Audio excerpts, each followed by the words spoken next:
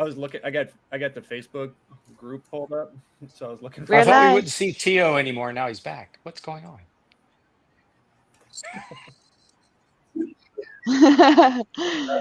Thank you, Tio.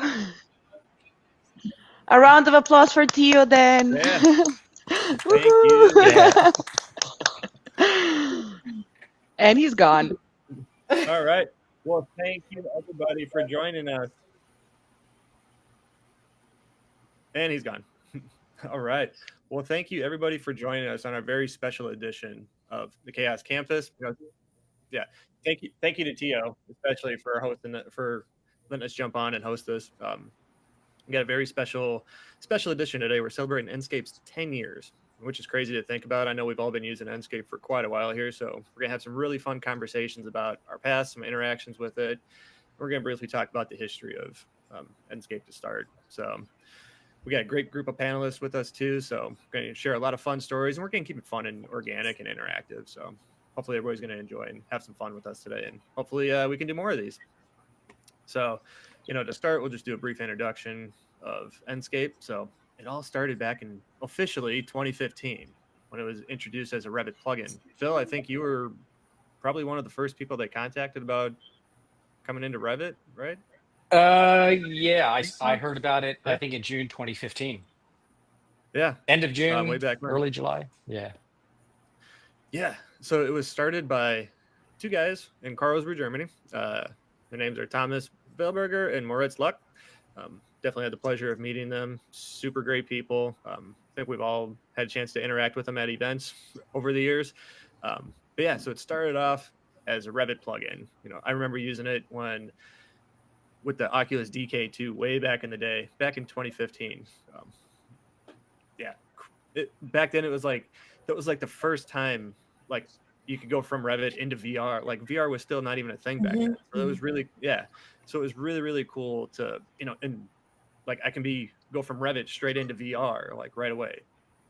So it was really one of the first real-time rendering engines, to go into VR. So really, really powerful tool to, they looked at the market and they realized this was a big need. So they put their heads together and created it.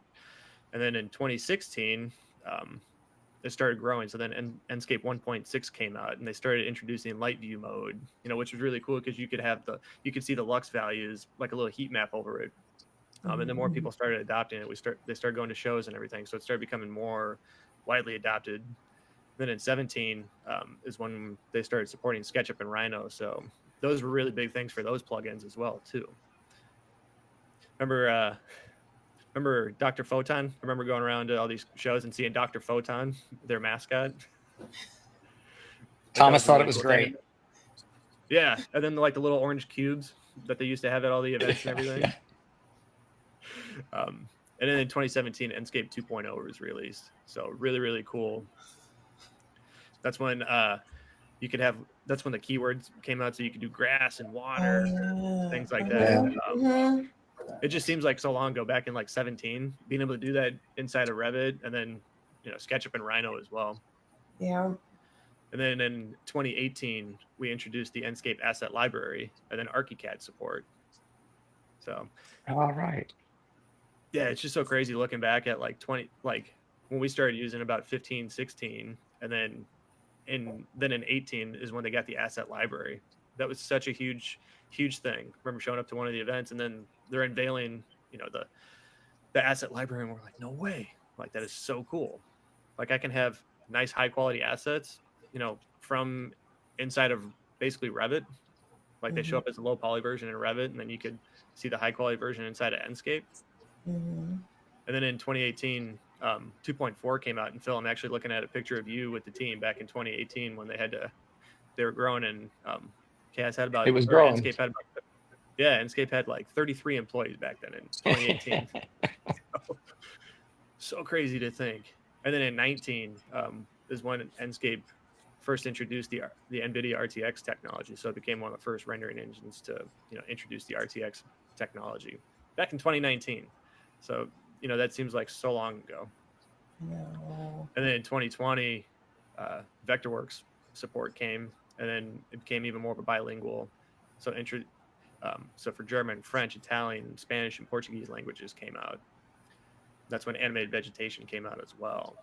So really, really powerful. And that's when in 2020, we actually introduced a new CEO, Christian Lang, as well.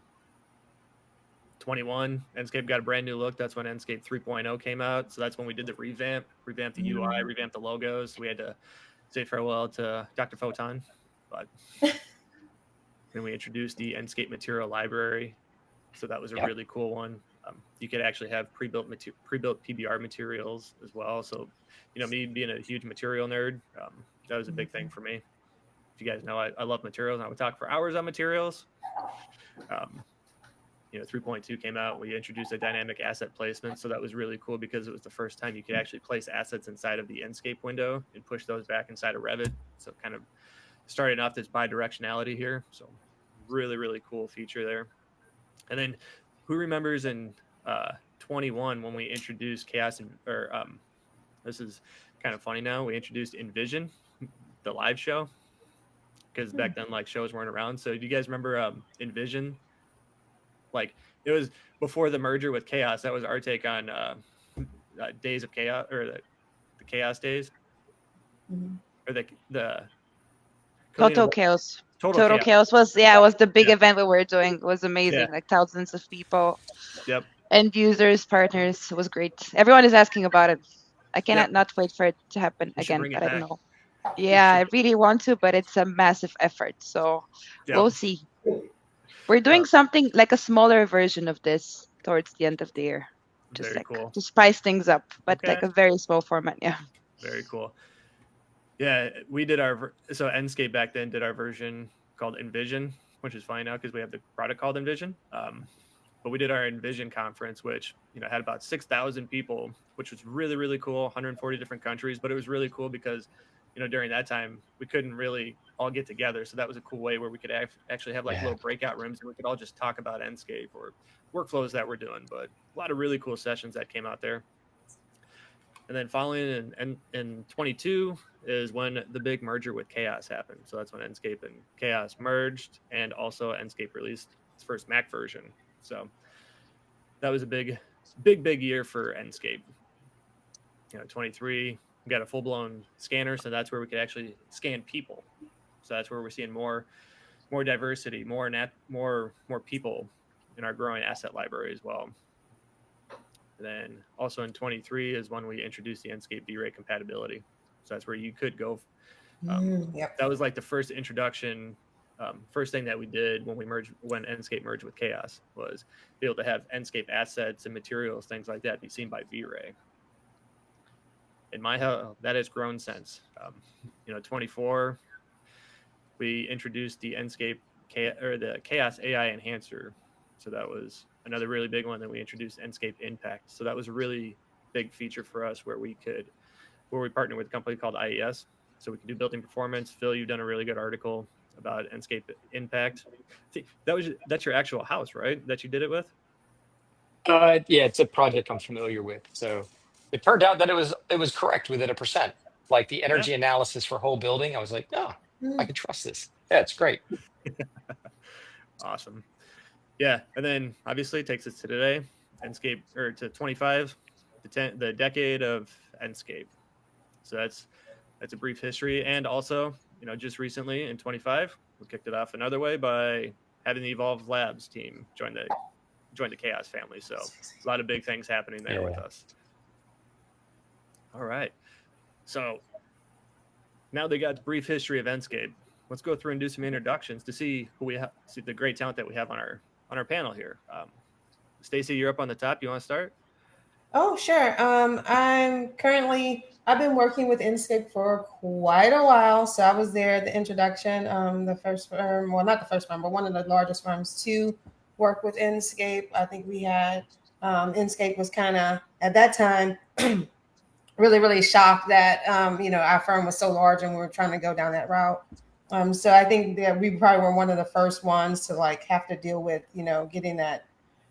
It was more of a perpetual license, but it was networking. There was a lot of things going on, but it has come so far in that regard. But I work at Gensler now.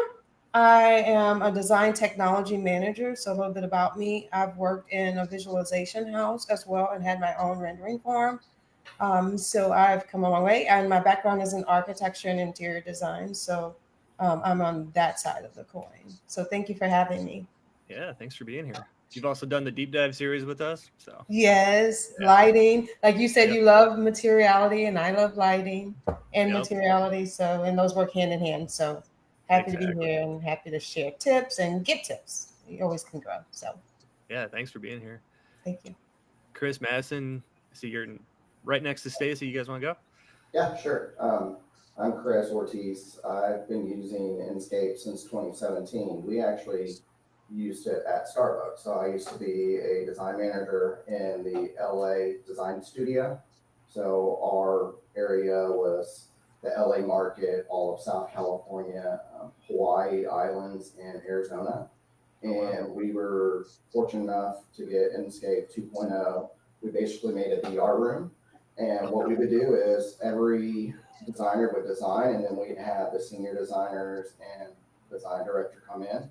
They'd put on the VR headset. They would walk around in the store and everything, and we would make changes on the fly with them. So it was super intuitive.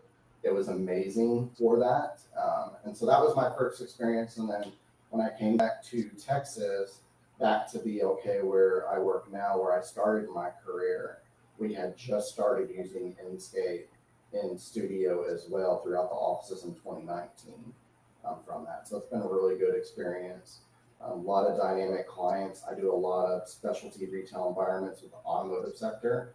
But then my counterpart here, Madison, we do a lot of K through 12 as well. So it's been super impactful for them. So we're not just walking them through animations or real-time rendering, but now it's no more just still renders. It's walk through the model, and I'm doing a lot in SketchUp. Madison's doing a lot in Revit, and so the modeling aspect, and then just having Enscape as that tool. Now we've got clients that are asking us to put on the VR headset as well, so it's pretty interesting. That's very cool. Do the clients always think like, what's going on when you put them in the VR headset? Like I can actually get that one-to-one sense of like. Yeah, so we just started at one of our other offices. The senior project designer down there went out to West Texas. It's called Pecos Barstow Toyo. It's way out in West Texas. That superintendent there is super innovative, and we were just doing walkthroughs, and he brought his VR headset, and he's like, "Let me try it." So he's getting in there and doing it, and then his assistant, she's like, "No, I'm going to close my eyes. You just put me in the room." So it's kind of a balancing act between that, but I think it's just the idea of the interaction the client gets, especially with Enscape and what you get, like you're saying, using materiality, using lighting. We have to be super dynamic in the way we're approaching the way we are showcasing the work to the clients, because now we have one client saying, "Hey, you did this for them over in this district. We want to see it too." So it's a good problem to have, right? Yeah. Madison? I'm Madison Wilson. I've been at BLK since the start of my career in 2018. So I've actually had the opportunity to work with Enscape since I started my career. So that is all I've known, all I've worked with, and it's become part of my workflow. It's something I'm really passionate about and pushing other people in our office to use, just on a daily basis, not just for rendering purposes, but to help us truly model and do clash detection. So it's been fantastic for that. But I'm a project designer in our office and one of the licensed architects. So I really see both sides of how to use Enscape, and even have started to kind of use Ferris with Enscape. And it's been a fantastic experience, and we've really been able to get some early renderings and early conceptual ideas to our clients that allow them to see what the possibilities are for our projects. So it's been great to use for them. Awesome. Phil, looks like you're up next. Yeah, I'm Phil Reed, and I was fortunate to be part of the Revit team early on, and then for many years at Autodesk in the consulting group. I had played around with using other real-time engines, trying to get from architecture to visualize design. And I'll give a shout out to Brian Mackey. For those of you in the Revit space, Brian's been using Revit for a long time. And there was a post, actually before that, I was walking out of the office and Adam said, have you heard of Enscape? There's a company that's integrated like real-time rendering to Revit. And I brushed it off and thought, nobody's done that. It's like, why would you do it for medical space, do it for aerospace? Why would you do it for architecture? So I went home and did a web search, and the first hit was a post by Brian Mackey in the Revit forum that said something along the lines of, shut up and take my money. Have you guys seen Enscape? And that would have been late July or early July or late June of 2015. And I looked at it, downloaded it, started it, and sat back and went, oh, it's done. It's just going to get better. This is amazing. Because in all of my architectural career, going back to university, the experience of rendering was waiting to be disappointed. Like you would wait and wait and wait and wait. And then like, oh, I forgot to turn that lamp on. And then you'd wait and wait and wait and go, oh, I forgot to move that chair. And I think the thing with Enscape, it was the first time I felt like I was experiencing what I designed, not rendering what I designed. And that was a big bit flip. Doing quarterly briefings at the beginning of the year, I had a customer explain it this way. They used to design in order to render because that's what we did, right? You would do a bunch of work and you render at the end. Yep. Now they render in order to design.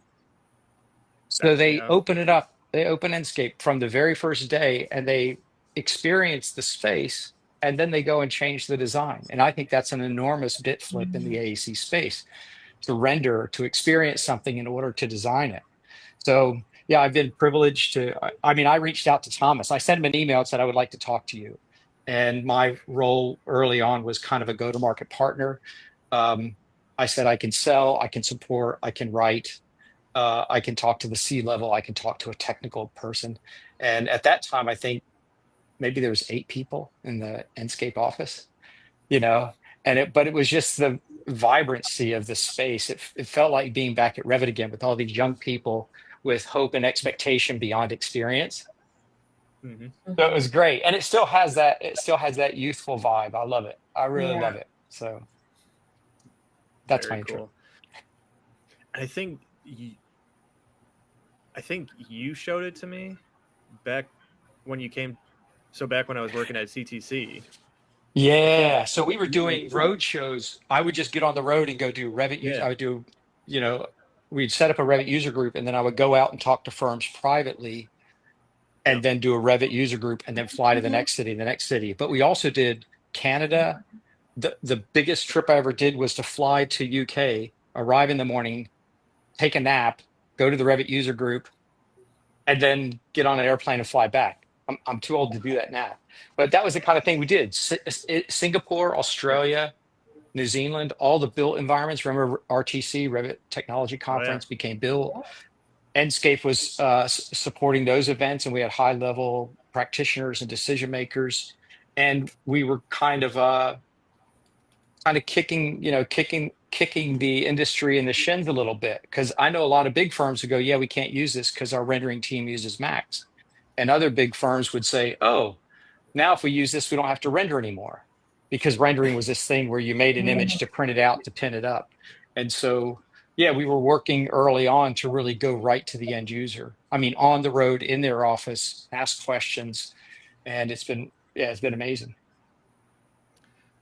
And to your point too about the like rendering as you design and things of the aspect, Phil, I think that like just the ability to just switch to white mode, to not get the clients and them all associated and like get them honed down and like marrying materiality and things like that. That used to be quite not an extensive process, but it used to be a little process in 3ds Max to just go to white mode, making sure that all the materials were applied to everything. And if you wanted to have glass, you know, because you could do the material override in Max, but you wouldn't be able to have glass because then it would be solid, you know, things like that Enscape can accomplish.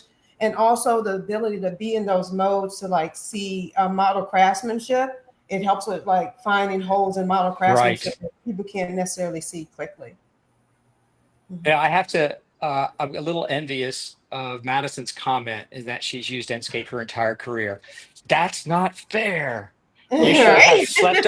You should have slept under your desk at studio and set your alarm for every 4 hours to wake up and make sure it hasn't Youngster. crashed, and then try to go back to sleep again.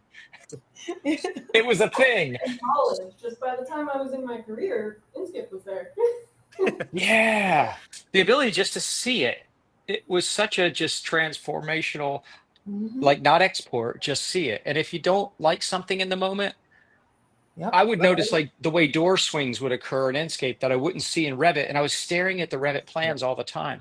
So just walking around in first person was just this bit flip of that I'd never been able to experience without a lot of heavy lifting, and then 3 days later you have a model that you can, see in real time.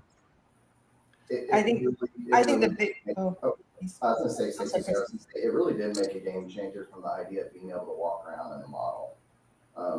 One of the things I think a lot of people in the industry take for granted is Revit's this real software that's going to build a real building, yet we're getting in there and doing things so quickly.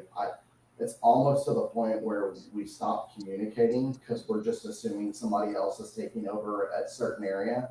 We're like back in the days in AutoCAD architecture, we're all XREFing and then some of it's XREF and then saving. You see the pop up and you're like, oh, let me see what happened. But now it's, Revit, you're like, well, it's doing it. But then you get into Enscape, we start walking through and we're like, why do we have all this light leak? And then you'll walk around the corner. Light leak. There's no ceiling there. There's no roof. Yeah, there's no.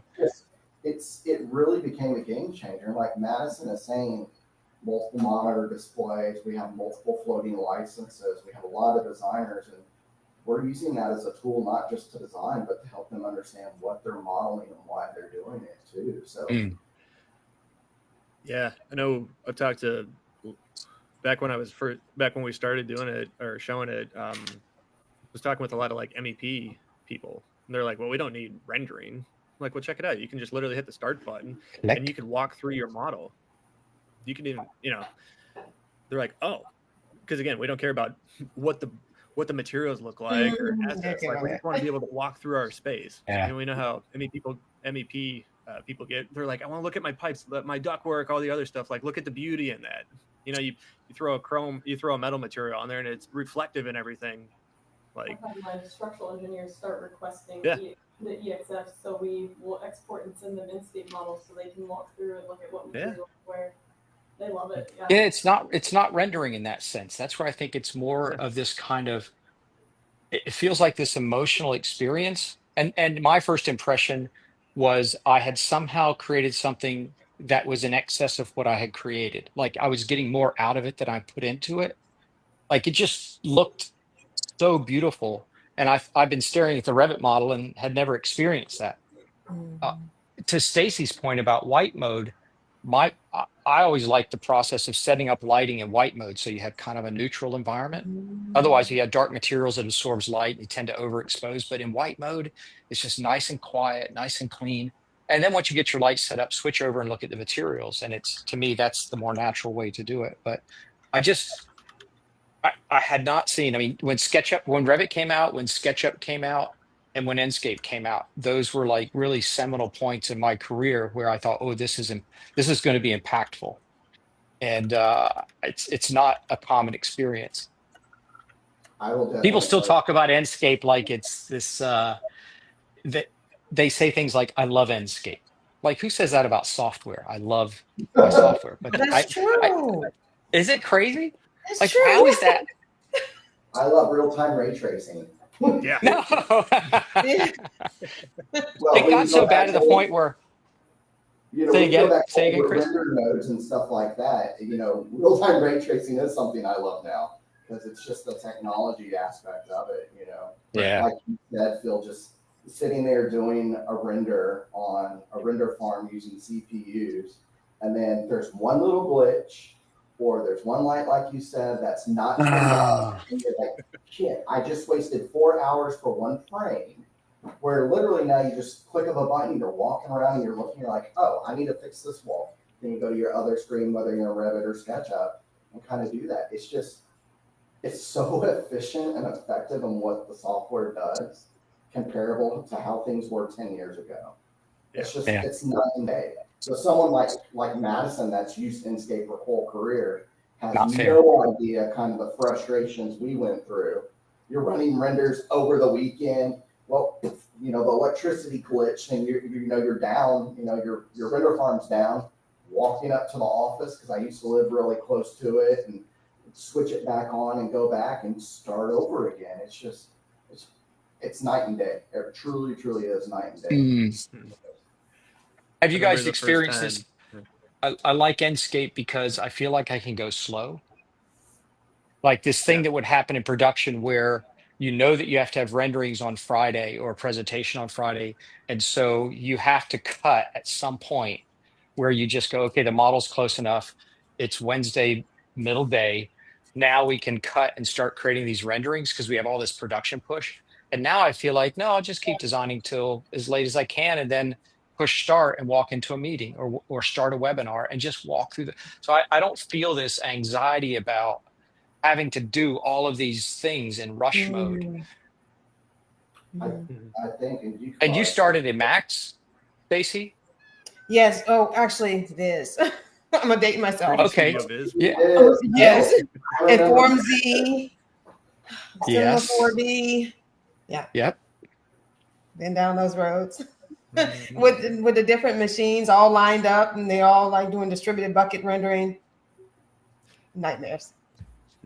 Yeah. I was doing Maya with Mental Ray back in the day. Oh yeah. I mean, Revit had AccuRender early on, but it was like, okay, it was very good enough. It was kind of good enough because you couldn't do it before that. Like you could render from the model. Enscape was just that. It was such a huge thing. Although I will say that my youngest, I was so excited that first day in my office using Enscape. I went and got Jasper. He was 14. And I was standing next to me. I'm like, check this out. This is amazing. And he goes, what is it? And I said, I'm rendering. And he goes, well, it's all right, I guess. And I was like, what? It's all right, I guess. And then I realized he's been playing in Minecraft since he was, younger. And he's just used to 3D. Quality. Yeah. And he goes, well, I guess it's okay. I mean, and he goes, well, what's rendering? And I realized he doesn't know what rendering is, like where you have to push the button and wait. So I opened up a view in Revit, framed it, and hit render. And the screen goes black and it's been 10 seconds saying estimating time remaining. And Jasper just goes, this sucks. What are you doing? And I said, I'm rendering. And he goes, why would anyone do that? So at that point, I realized, oh, he gets it. This is amazing because you're not seeing a black screen for 10 seconds. So it's been fantastic.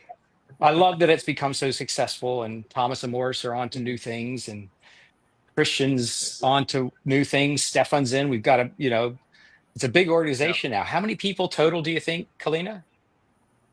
We're over 700 now, aren't we? I mean, between Enscape and Chaos. More than 700. Yeah, for sure. Between 7 and 8. Yeah. In 10 years, from 7 to 700. Crazy. I think that's a big thing right there to consider. I think from our firm perspective, so I started at ELK in 2007. We were using SketchUp as a designer and Podium of all things. If anybody remembers. But now it's like the amount of financial incentive. Well, I don't want to say incentive. The amount that the company is going to invest in, right? It's a lot. So with changing technology all the time, especially now like AI, going in and spending $5,000-$10,000 for corporate licenses, and then that company may be gone in a year. I think that's the benefit now that we see how Chaos has grown. The E-Ray's been around for a long time. Chaos is not going anywhere. So then when Chaos to purchase or acquire Enscape, it was like no brainer now. We're definitely going to stay with Enscape. And then we were already looking at Evolve Lab and utilizing Veros. And then I saw when that came up, I think I told her that day, and we were like, it's like, this is perfect. It's like, these are not going to die now because you have a company like Chaos that's investing in it and knows where technology is going, especially with like AI. I think that was the thing that scared us internally and probably a lot of the corporation C-suite about the investment, right? I mean, software is a big investment this day and age. It's not just the cost, it's the training, the deploying of it, and then the time that you lose if that software goes away. Then you're starting back over again. You know, you don't want to get back on the rat wheel, so to speak. So I think that's the beauty of the purchasing and all that, of moving over, seeing Enscape, and now with Evolve Lab being a part of the Chaos group. It's just the portfolio is getting larger and larger. It becomes a one-stop shop, and it's just the beauty of that. You know, it's going to make what we do and the technology team and the C-suite feel way more comfortable when we as designers are out looking at things and saying, hey, can we try this out, beta test it, see if it's going to work for our workflow and all that. I think that's been the number one thing this past year with all of the investments you guys have been putting in with these other companies, acquiring them. So are you using, you want to talk a little bit about how you're using like Veris and Enscape together? Like that'd be really cool to hear. So for some of our projects, we do really early community stuff. And so we want to be able to get some initial renderings where they go through and vote what they really like, to be able to see potentials for their community school or any other building that we're doing for them. But what we'll do is we'll render a very early shot of our Revit model, like very basic blocks with Enscape. And then we'll take it into Veris, that early render, and we'll be able to create presets of different types of buildings that we want to see. So recently we did one where we had 3 presets. We did watercolor sketches of a mid-century modern, a hill country, because that is Austin, Texas, a hill country, and then a Chicago modern. So we took those 3 presets and ran them across 3 different buildings. And so we went to this community with 9 different rendering options of how they wanted the character of their school to look. And it was just really incredible for them to be able to go and look at all those, because previously we've been hand drawing these like early sketches. Right. A lot of Photoshop. Yeah. Correct. This is like months ago we're doing this. This is newer for us to start doing this. So it was a game changer, the time we had to put into this, and we were able to spend more time on our programming and our floor plans and do these renderings faster and give them more options to look at. So it's been a really incredible early potential to see what that's going to look like for them. But yeah, it's been a game changer for the early stuff, but also letting us really kind of be creative with what the possibilities are as well. So if we aren't sure about something, we can throw it in Veris, and it helps give us some ideas. And I will tell you too, we've used Midjourney.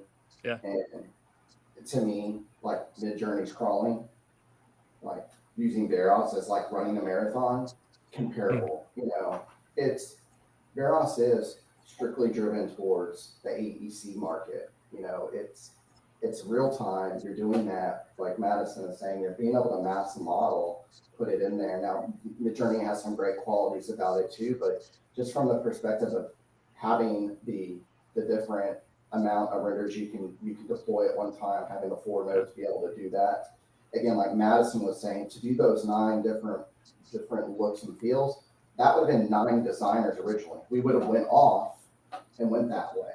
So then all of us are working in a different manner. The way we're going to do that, the styling of it's going to look different. So now you have 9 renders that look completely different, 9 different variations, versus if you're doing a program like Veros, you have AI, there's going to be some continuity across them, even though you have varying versions of that. I think that's where it comes into play. It's also the efficiency too, like making the whole studio stop to say, we got to come out with 9 renders, and they better work on the first try. Well, we all know Veros, each one's pumping out in 20, 30 seconds. Yeah. Like that's just a game changer, you know, from that standpoint. Yeah, just to, quickly just get ideas going. Absolutely.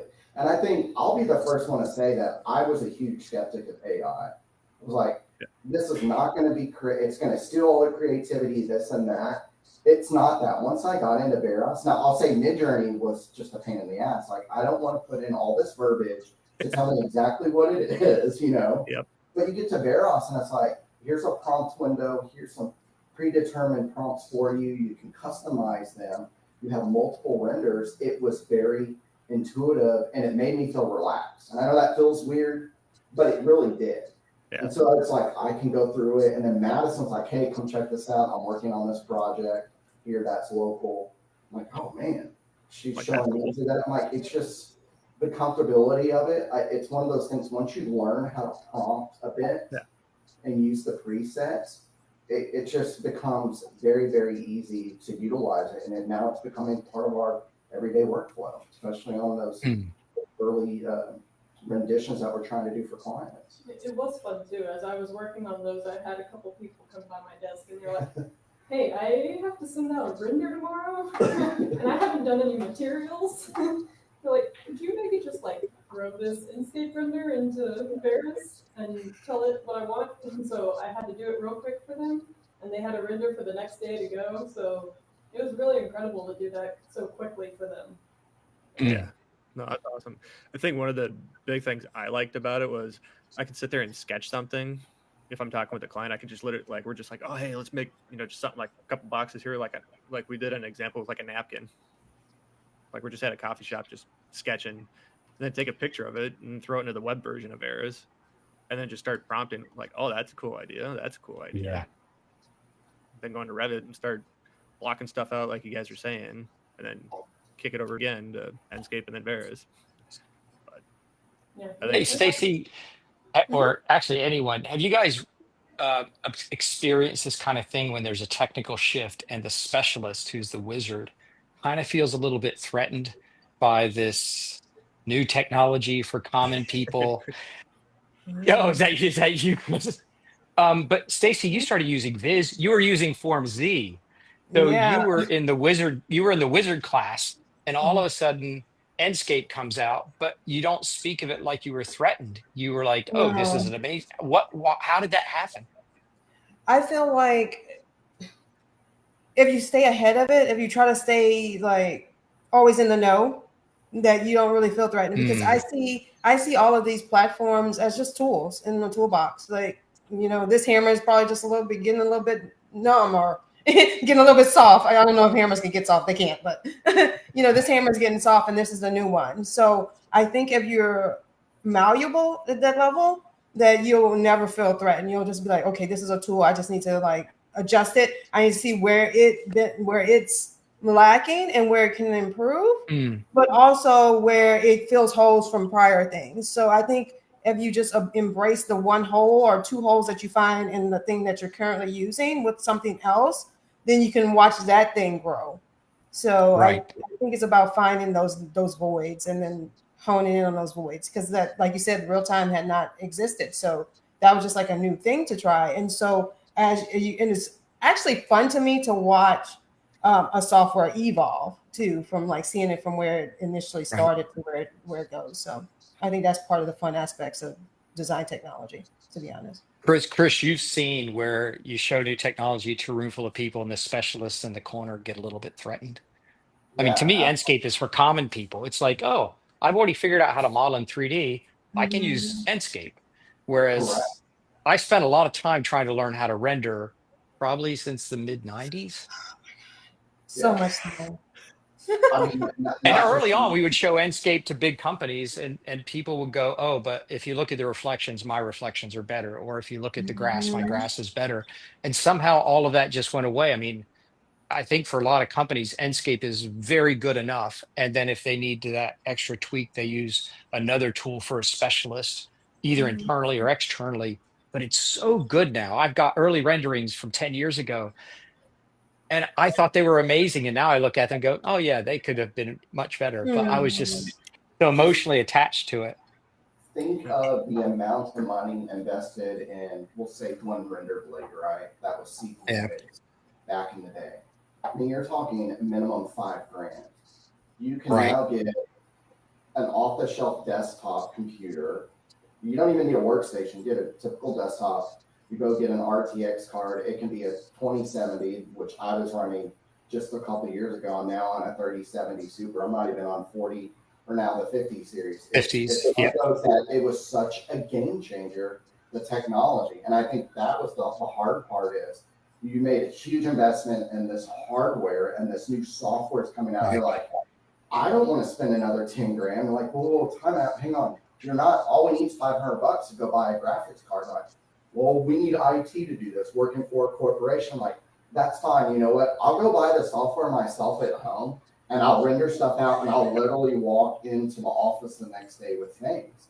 And that's what was occurring with some of the programs. Like, there was, like you were saying, Mental Ray and iRay. I remember when those were out, they were real-time ray tracing. That was when the game changes started, you know, and that was still when everybody was still pushing CPU-based renderings. And I was just like, I'm not going to go through what I went through when the server just hiccups and then you've lost 4 hours worth of a rendering and it's like cut right in half and everything else is black. And it's like, why do that? You know, it's just, Right. I got to give a lot to the technology aspect of that. And it's just, the investment is so much less expensive as it used to be from a hardware perspective, that now investing in software, it's finding companies you're looking into and it making it cost effective, which you guys are doing that. I think it makes it where everybody has the capability to get this in front of them, even students. Right. You know, that's a small investment if you need a student license. The idea that you can utilize these programs if you're under a certain revenue amount, that's never been heard of. Like, it's just like, well, you're a corporation, you're buying our software. Right. You guys are doing things different to push it so it goes mainstream. It's the same thing. Like, you talk, you know, graphics cards, everybody's NVIDIA. When you're talking rendering program, it's going to be Chaos Group and what they provide. Literally, it's going hand in hand together from that aspect now. I have a funny, the first time I ever saw it. So I have a VFX and game design background. So the first time I ever saw Enscape, I remember I told Moritz the first time I ever saw him, I was like, I hate you out of respect for what you're doing because it's too good, too quick. Like, he's like, I don't know to take that as a compliment or what. I'm like, no, it's a good compliment. Like, I can click start and I get something pretty damn good. Like, was it V-Ray quality? No, but it was still good. Like, you know, background on them, because this is a public story. They were called In Real Tech, and their first kind of venture was to create headsets and then export design environments to a game engine. And that was going to be their big business plan. And they showed it to architects and they're like, yeah, this is amazing. So what's a turnaround time? And they said 2 weeks. And they're like, yeah, we can't use it because 2 weeks is too long. And they thought 2 weeks was going to be amazing. And apparently that's when Thomas started looking at just as a plugin in real time. And that made the bit flip. I think it was so easy. The barrier to entry is, can you use Revit, which that was a lot of people, and then can you use SketchUp, and that was a lot of people. And the learning curve, I think the early forums were just people putting in like ideas to tweak the rendering, to improve the material, to improve the lighting, little hacks. And it was a very community-driven environment where we weren't waiting for the corporate to tell us how to do things. We were just going to run ahead with it. And I think it used to confuse Thomas a little bit early on, because I would show him renderings from customers in private, and he would say, oh, these aren't very good renderings. And we shouldn't show those, or we shouldn't make a success story out of them. And I'm like, Thomas, this is a structure firm. They think their renderings are amazing. Like, we should totally embrace this. And he always wanted to show very beautiful renderings. But to the common person, it's like, look at their beautiful art. Would you put it on put it on your refrigerator kind of thing? Because they're so proud of it. Yep. They'd never rendered before. And now they're walking customers around in their structural environment going, look at our structure. Look at this atrium space. It's amazing. So it's, it came out of a bit of failure at first, but they learned very quickly about the industry and were able to pivot. And I also like too that just as a company, they were real receptive to the grassroots testing and, and actually listening to complaints and moving quickly. And I think that also goes back to that question you asked about, like how was that transition and how was we were comfortable with it. It was just that, if we found a hole or a bug in the software, they were like, oh, we need to fix this. And you literally see like a patch like in 2 days. And you're like, whoa, okay. So maybe I should work with this company versus the conglomerates that takes maybe a couple of weeks for them to agree. And then, so they were real receptive. Still are. Yeah. Looking at the chat, Tio ask a quick question. Back on the AI topic, when we were talking about Veras and Enscape AI, do we all believe that Enscape or AI getting too good will lead to industry not needing any 3D artists anymore? Because architects and designers will be able to do their own visualization on their own. Thoughts? No, we're going to need artists. We're going to need people that can describe artistically, can model artistically, can frame. It's like everybody's got this, but not everybody can take beautiful photos. Exactly. You have to really practice. You have to, and that's why I still call Enscape is more of a photography tool than a rendering tool, because you're wanting to frame the view ultimately in a way that tells a story. And a rendering doesn't necessarily tell a story if it's just a rendering. If you don't tell a story, it's not useful. So you have to learn how to tell a story. And I think that's what the artist is good at. They tell a story. I don't know how AI is going to make that go away. I'm going to use, like, playing with Veras, playing with Enscape. I'm just using tools. It doesn't make me feel lazy. It makes me feel like I can go slower and think about it and deliver it and then see the result. Yeah. I prefer being able to go slow. We at BLK, even with everything that we're using Enscape and Veras for, we have a team called XD. They're a separate internal company, similar to like how Stacey is at Gensler. There's probably about 10 of those guys and gals, and they're doing high quality 8K renders for us with different materials. They're using different softwares and things like that. So you'll always need those, like Phil is saying. I don't see that going away. Again, originally old Chris before AI would have been scared of that. Now new Chris is like, I could be more effective by looking at the different things that I need to do from a design perspective to solve whatever problem my client has. And I can take this look and feel of just this snippet in time of a render and then go to the XD team and say, here's what we need. Can you polish it up for me and do what you do? Like there's still a magic to it that they do. I don't see that going away. It's still another tool. You've got to have it from that perspective, from me. Well, I would say too, with my experience with Veras is setting up those presets the way I did. It was a lot of like intricate, just getting the right words, like exactly how I wanted it to be. And so it's a little bit of artistry of having to form it the way you want to see it. And it's going to turn out differently for everybody. So there's going to be people that are specialists at it and be able to make these really beautiful images. That's going to be a skill that's going to make anybody go away. The only evolution I see is maybe getting away from renders, and it's the animations and the videos. It's again, everything, it's real time.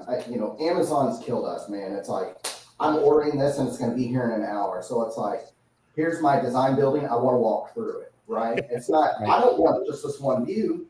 You modeled everything right. Walk me through it. We now are having the technology to do that. I think that's where those 3D render support is going. We'll always have the bigger and the better machines. We'll have the other softwares. We'll be able to walk through. They get it. Like, we have dedicated photography teams that go out in the field. We have guys on staff that have their drone licenses and stuff. So they're going out and doing things. It's truly a team effort. And a lot of the K through 12 we're doing, people hear schools, but we're doing $200-300 million high schools. There's quite an investment. That's public money. We have a huge responsibility to do our due diligence. And so doing 3 or 4 renders and putting it on that school district's website is a disservice. So we are doing those full-blown walkthrough animations for them. And it becomes a real selling point. They're proud of what they're getting for their community. So the more realistic it can be, the better off it's going to be for them as well. So again, I think it's for the 3D render, visualization experts out there, don't feel you're going away. I think it's look at your animation softwares and how you can be a part of it and move forward with it, because we need you. Look, I think, Josh, we could have done this with the Stacey, Chris, and Phil old school rendering people, and then another one with the I've only known Enscape. my experience of, and talking to you guys have had this as well, working for a week to be disappointed. So we would get approval at the plans, we would get approval at the elevations, we would get approval at the sections, and then we'd start in the computer modeling or projecting the drafting to create a rendering, and the client would go, no. And I'm like, we just did all the three things to make the fourth thing. And I feel like there are still moments with Enscape where I'm working on a massing with Revit. And the moment I go in Enscape, I'm underwhelmed. And I would rather be underwhelmed like right now than work for a week and be underwhelmed to go, oh, I've just done all that work and now I'm disappointed. And so, Rip Chris, the if you're Band-Aid. working in the retail, say it, Stacey, go ahead. Rip the Band-Aid. I know. Yes. Yeah, exactly. I'd rather rip the Band-Aid off right now and just go, oh, this isn't going where I thought it would go. Even with Varus, there are times where I'll get an image and I'm completely seduced by the image. And then you'll notice it's a little squishy. You're still going to have to rationalize it. You're still going to have to take the metaphor or the essence of that image and resolve it elegantly. But from the standpoint of being underwhelmed, I would rather not work for 2 weeks to be underwhelmed. I like Stacey, rip the Band-Aid off it because there's an emotional component of that. It's gonna hurt. Oh, I'm glad it's finally done. Yeah. And for me, I think there's still always gonna be that need for like hyper realism, especially for like product design, and things like that, or like getting that really nice like billboard shot where you can't tell if that's a photo or not. And I don't think that's something that, obviously V-Ray and Corona they're the two I call them the king of the rendering engines. Like, and you know what also won't go away either, like that Piranesi like watercolor hand drawn look that some artists can achieve through like doing Illustrator and doing a whole bunch of things too. So I think also there's the swinging pendulum of going hyper realistic and then going to like more of the sketch, the freehand, and the open thoughts. So I think it's never going to be covered at all aspects. No, I think they're both important. Watercolor. Oh, go ahead. But no, what do you say with the watercolor? I said I do see how Enscape is doing the watercolor effect now. So they're trying it. We'll see. I think there's this continuum between having a conversation and making a statement. And I think Enscape is this conversation that occurs where the customer can be part of that discovery. And they're going to have questions. Why does it function this way? Why does it look this way? And it's a conversation because in the moment you could say, well, let's talk about that and make changes and see it.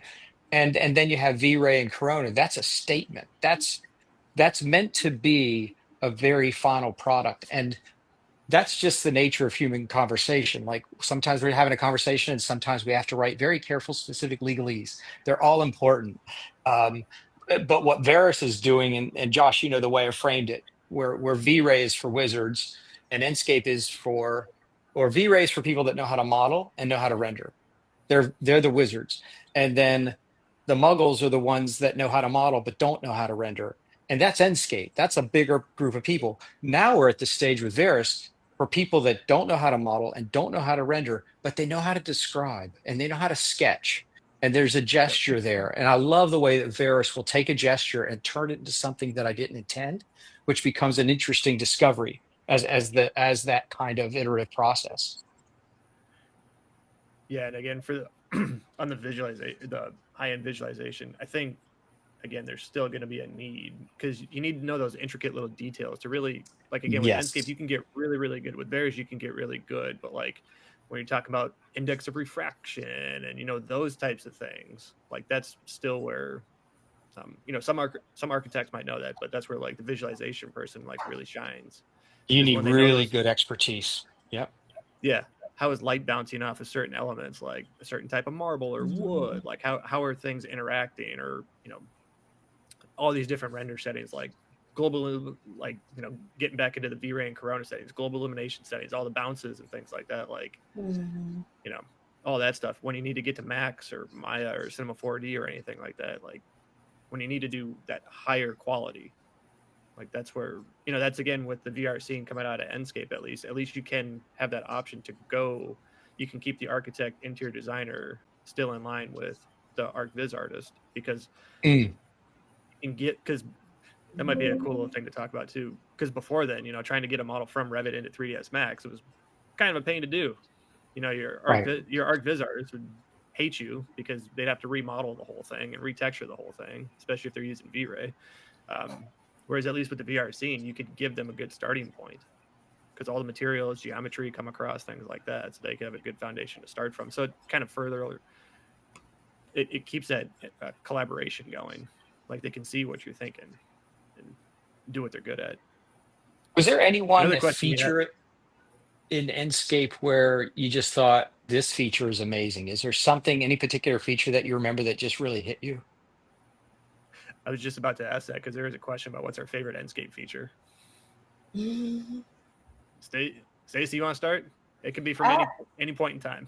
I would say the latest version of the material editor and the library that's available. I would say that.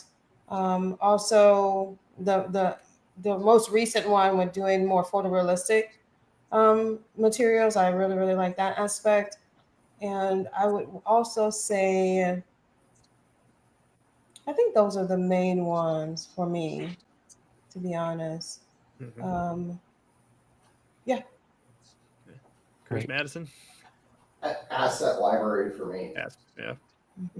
Being able to have that, the standardized ones that are in there, super, super helpful. When previously just trying to drop everything in there, making sure you're on the XYZ axis correctly and all these things. It's like, it just helps the workflow from that perspective. But that's the biggest one for me. Do you use the custom asset library? We do. Yeah. And the reason for that is the client that one of the clients we have on the automotive sector is VRP, Lombardi Recreation Products. Okay. So we're doing a lot of design work for them, re-envisioning the brand in the sense of from a retail perspective. And then also we are doing space planning for dealerships here in the Americas. And we were giving their model assets, and we're talking, there was one they sent me, it was like 6 or 7 million polys or something, because it was the actual model to make the vehicle. And I'm like, this does not work. It would crash it was crashing Revit too. And, we got 64 gig systems. I tried it in SketchUp once. I'm like, this is dumb. Try Revit. No. So I got with our XD team and we modified it. So we gutted it out and all that, and we made a custom asset. So now we take that, and it has a square box. It comes in, implement it, and it's like I can just fly around my model and do that when I have it space plan in SketchUp. Open up Enscape, and boom, there's the model. It was a huge game changer too, just being able to have the custom asset. So we've gone and taken all their vehicles and put those in, and now I can just plop them in there as quick as I need, put them on a layer, just turn it off, turn it on when I want to, and kind of go from there. So yeah, we're using that. She did one, the hippos. Yeah, your mascot is the hippos, so we did a custom hippo asset of concrete hippos that we sunk into the ground so that kids could climb on them and everything. So we had these big hippos throughout our courtyard, swimming in the turf. That is so cool. Do you have is there a rendering of this somewhere? Absolutely. Yeah. I think we'd all like to see. We should post it. It's super. I remember when, because it's all built, and so it's always good to see the renders in that. So it's funny though. I'll go into custom asset because the bulk of the custom asset library is all BRP, and I laugh every time I see it because there's 2 or 3 hippos in there too, and I'm like going to grab vehicles, and I almost grabbed the hippo once. I'm just like, why is this in here? And then I have to remember, so it's kind of funny. Yeah, I think. Oh, sorry, Madison. Oh no, I was gonna say my favorite aspect that I've been using a lot right now is being able to place the assets within Enscape and doing the scattering. Being able to instead of having to go in Revit and just place all these individual people, just scattering them and then scaling all the landscape and everything throughout, so I get a ton of variety, has been fantastic. Yeah. Be able to customize all those assets within Enscape. Phil, what's yours? I will confess to have had lunch and I had a second gin. I was with a friend having lunch. I had a second gin and I was walking back to the office and I thought, well, I wonder if I put those parameters in the family, will Enscape know how to swap it out? And so I just went back to the office and I opened up a family and I grabbed the parameters from the basketball. It was like some other thing. And I named the parameter exactly the thing. And I put the copy and paste and I opened it up in Enscape and I got a basketball instead of like the chair. And Basketball. I know I was so excited. I could still feel myself or see myself in the place thinking about it. That I went outside. I was like, Thomas, I have to talk to you right now. And I couldn't get the words out. I was hyperventilating. Like, did you know you could do this? This is amazing. We should make a button where you could link a Revit family to an Enscape asset. And he was like, why would anyone ever do that? And I was just so excited. And that emotional impact of like getting it close enough in Revit because I have to coordinate, document, count, dimension. But in Enscape, I could see a chair with stitching and beautiful reflections. I was like, this is the bridge between intent and idea, like resolution and emotion. I can't believe it. And then they did it. Like they just went, you go, you know, when you're looking at, and I think you do it with custom assets as well. And there's some limitations, but you can pick the asset, pick the little 3 dots and go link to Revit family and link it to a family. And now in Enscape, I have all that visual grit and grain and reflectivity and lighting, but in Revit, I still have nice clean documents because we know what happens if you put a SketchUp component inside of Revit. It's a bad day. And so now you can just do it. And I was like, oh, that's so amazing. But I was so excited. I remember I couldn't breathe to get my words out. Like, Thomas, oh my gosh, the thing happens. And he's like, yeah, you can probably do it. Yeah, it's so cool. And he's like, why would that be cool? Why would anyone do that? That was the thing. And if I had one request, I would love to be able to move things that are in Revit from Enscape. Because if I'm in Enscape and I'm in the moment and that window just needs to shift or that piece of furniture just needs to move, just want to pick it and move it with some rationality. Maybe I want to move it a unit. But if you're seeing the light come through a certain way, you're like, that window should just move a little bit. And then I'm not going back to Revit and tweaking, go back to Enscape because that takes a second and a second is too long. Right? Yeah. I just want to move those things in first person. And what other design tool allows you to move things in first person like that? You know, I mean, and the other thing is because Enscape is kind of this unifying design environment where if I figure out Enscape, but I'm working with ArchiCAD or SketchUp or Revit or Rhino, and I want to move something, I'm moving it in one language. Like it's understood. This is my UI to experience the design. So if I could have any one request, it would be the ability to move things inside of Enscape, not just the Enscape assets, but things that are in, things that are in Revit. I guess it's a really good segue into it. Yeah. Glad you brought this up, Phil. This is a good segue into our next thing. Since it's the birthday celebration, what's you guys' birthday wish for Enscape? I have one. What you got? A combined like marketplace where we can share custom assets across companies, or that would be amazing because we can start to rank different assets and then be able to download those or have access to them. I think that's like a pipe dream, but that would that's fantastic. Yeah. That might be a cool thing to do on Chaos Campus, where we have like a separate section. Tio, I know you're on the call and listening, so maybe we could spin something up on Chaos Campus where we could set up like a little thing like you're talking about, Stacey. That'd be really interesting to then people that are contributing to it and say from a download perspective, the author isn't getting credits or something to be able to get software for you guys from that.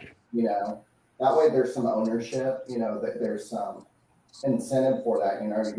Everyone wants to help, right? Like we want us to all be successful at this stage. I feel like it, even if you're in a competitive firm or whatnot, when you have a niche community like this, providing those assets like Stacey was talking about would be great. But it's always like from an artist perspective, you're like, I want to get something back from it too. That may be something that Chaos could look into about providing credits or something back to those artists. I see that. like their next 6 months subscription of software is part of the chaos from that. So, so you kind of like give them, incentivize them pretty much. Right. Yeah. I mean, especially like this closed off group for that too, you know, really providing that, helping one another out, and someone that's really created something that everyone is using. Why not give them some kind of financial incentive that it's software, right? Like that's an easy thing to do from this perspective. So. Almost like a BIM object for Enscape assets. Yeah, I like Stacey's comment a lot because the critical mass of being able to solve the last mile problem of I've got the design role, but I just need this one more piece. And having that community where I can search for content, rank by a person or search by a person because I know they take particular care would be amazing. And in line with that, because some people really create like, BIM object, Revit City, all of this. Some content is created with a lot of consideration and maybe sometimes it's not. So I want to search for that user as well. Users ranking of content where you can say, is this a 5-star component? This is an amazing component. And in line with that, if I had a request, it would be the ability to modify the orientation and origin of an Enscape asset after you've linked it to a Revit family. Because a lot of times, like fixing the Revit family, if it's oriented a certain way with all the parameters and stuff, you can't rotate the Revit family to match Enscape. But the ability to place the Enscape asset, modify its origin, and then modify its orientation so they align to the design element would be very useful. Absolutely. I'll get Joachim right on it. He'll love it.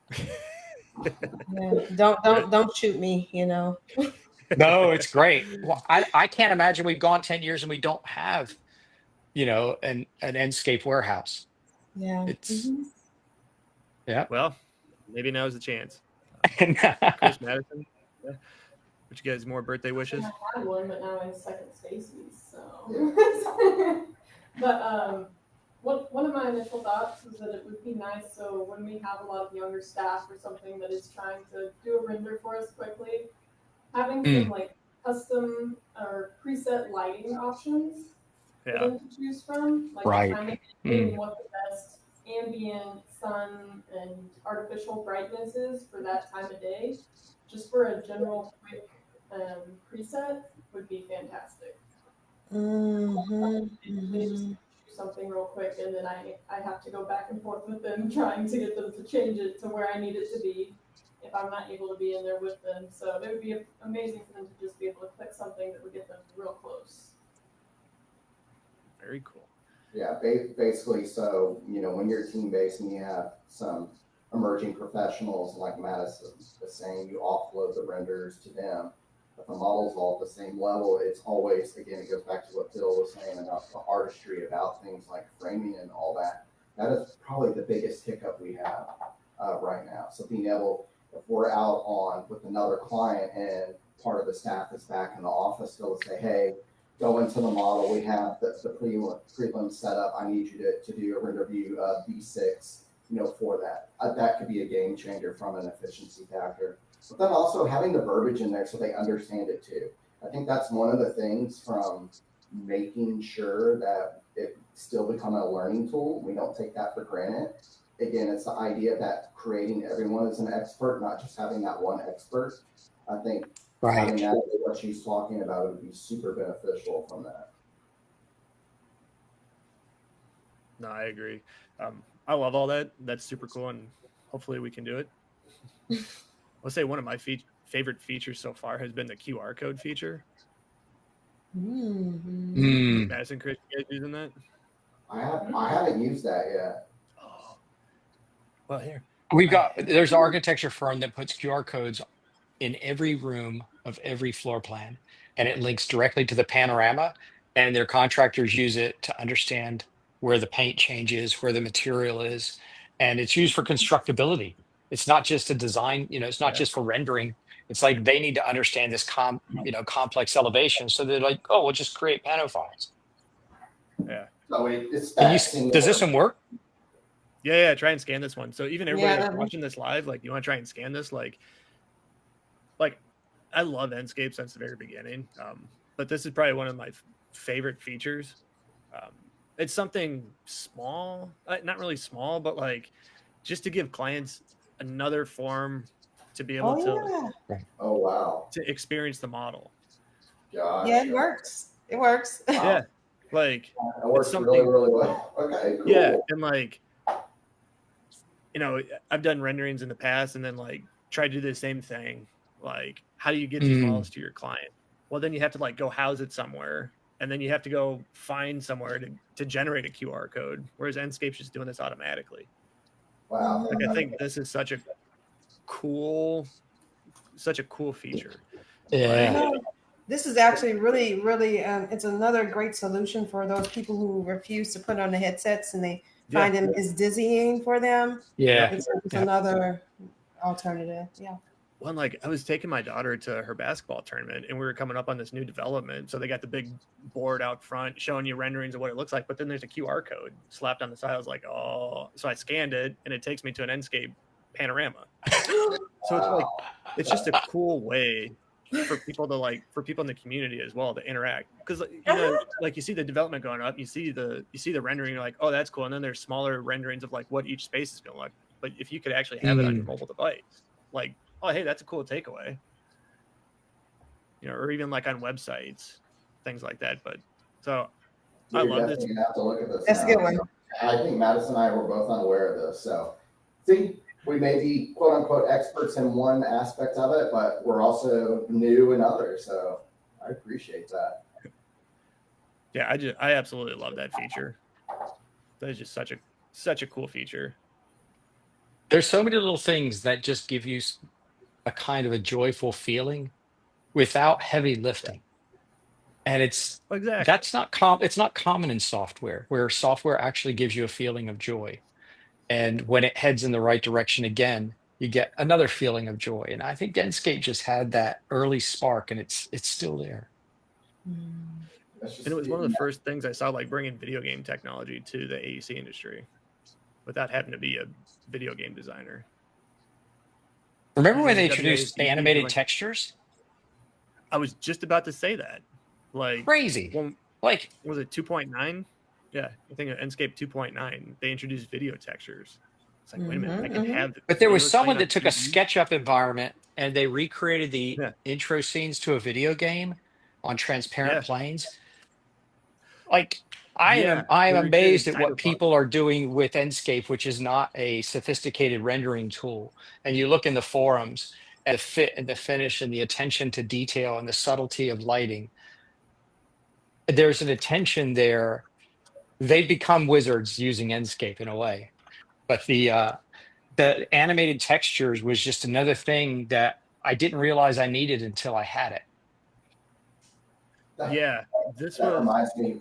Sorry, Josh. One of our coworkers a couple of years ago for Halloween, he's one of our senior associates. He, instead of, everybody office decorations and stuff, we came in, he just had his VR set sitting on a table. We're like, what? He went and modeled it, and I think he did it in Revit or SketchUp, one of those, but he was doing things. You walk around, you turn around, and then there's like an image, and it started doing some stuff. So until you just said that, Phil, it just reminded me of that. Did its own little haunted house on the Enscape. Yeah, I found the video, Phil. I found the one that you're talking about. I'm going to put it in the chat for us, and I'm going to put it in the chat for the community as well. When we first saw this, like they posted it on our Enscape forum. Amazing. If you guys, like if anybody hasn't checked out our forum, like check that out. Like Chris, you mentioned the forum, like super cool to see what people are doing on there as well. But this was I'll share it as well. Stacey, I'm not sure if you've seen this or not, but I think when we all saw this on the forum, we're like, what is this? Like someone even imagined that was possible in Enscape. It's just beautiful. Yeah. Cyberpunk. Well, there you go. There was it was a viral game coming out. Yeah. But like to be able to do this with like the holograms. Oh, I remember. Yeah. I was blown away. Yeah, and this was all. And the flicking lights, so that's an animated texture. That's. Yeah, like this was just so. Well, that's a cool thing. Like Stacey mentioned, like a tool. Like Enscape is a tool, but it can be used for so many different things. like your imagination is like, once you know how to like use it, like you can use it for so many different things. And I know there was a question in the chat too about, is Enscape just used for architecture or interior designer? Pretty much anybody that's using any of the software that Enscape supports, you know, whether it's for like product design or for from set designs, anything like that, or theater design, or things like this, like whole pieces. Like there's a multitude of set designers using Enscape, and it's just so immediate for them. But this detail, a lot of people say, oh, the animation tool, the camera tool is not that sophisticated. But I think that the best movies and animations, you don't have to be Jerry Bruckheimer. You don't have to spin around and fall at 360 degrees. You can do these careful, controlled camera moves, and it's like the way the light flickers periodically or something. That's just an animated texture, but there's a subtlety to it. You don't have to move quickly. You can move slowly and tell an amazing story. Simple pans and dollies, right, Phil? Yeah. And this is the artistry of it, right? Like, there's no way I could do this.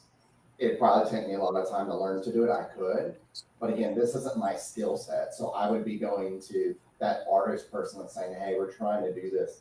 Can you evaluate doing that?" So I do remember seeing this video, because when it came out, I was just like, "What?" And you're like, "There's no way this is from that." And I'm like, "Yeah, it is Enscape." Yeah.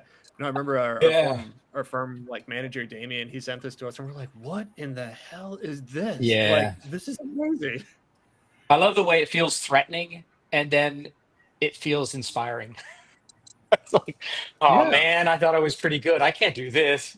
Oh, I could do that. What exactly? Like, we look at the forum and we see all the showcase pieces that people put up. I'm like, man, like, how do I do that?